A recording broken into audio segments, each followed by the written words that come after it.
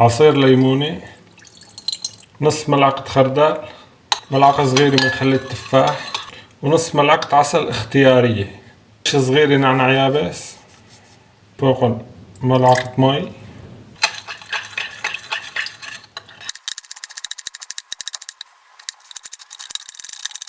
وهلا الصوص اللي عملناه بننزله فوق الملفوف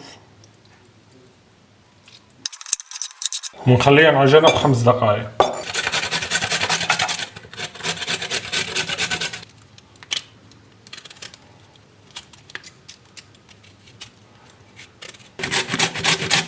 وهلا بعد 5 دقائق بعد ما صار عندنا الملفوف طري نوعا ما، بدي نزل فوقهم الجزر،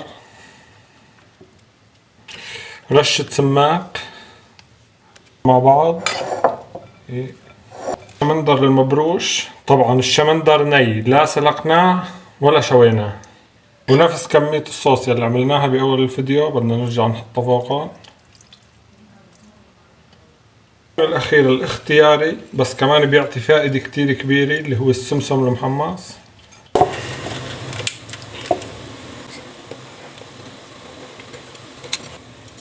وأنا لأنه من الناس اللي بحب السمسم كتير حابب كتر على صحني. شوف اللوحة الفسيفسائية هاي،